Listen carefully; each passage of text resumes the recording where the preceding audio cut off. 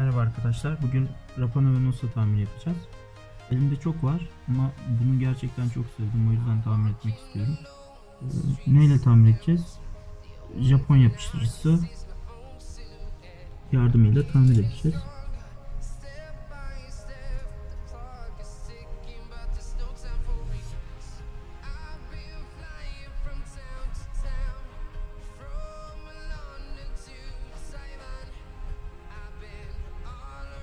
Şöyle bu şekilde.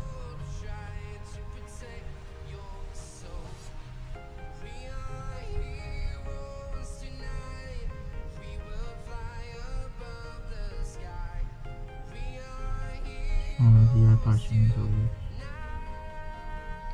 Rapana ve Nosa'lar diğer videolarda da bahsettiğim gibi istilacı türler.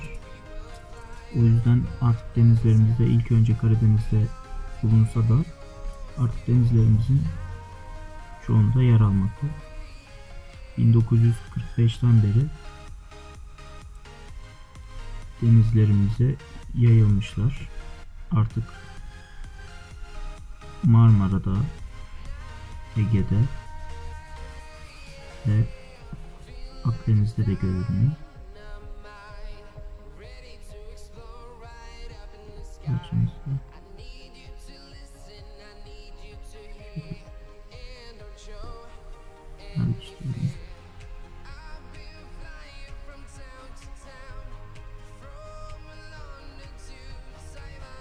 Evet, bunu nasıl yerleştireceğiz? Şu şekilde. Evet. İşte taraftan yerleştirilmesinde büyük ihtimalle buranın öyle düşünüyorum. Evet.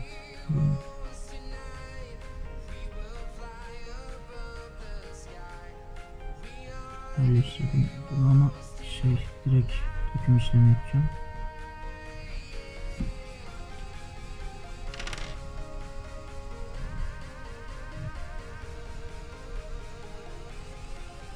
Tamam. Şimdi kurumasını bekleyeceğim. Zaten kısa bir süre kuruyor. Ben yapıştırıcının ağzını kapatırken güzel oldu. Biraz ilk yapıştırılan belli olmuyor ama ikincisi çok az belli oluyor ama tamamladık kabuğumuzu. İzlediğiniz için teşekkür ederiz. İyi günler.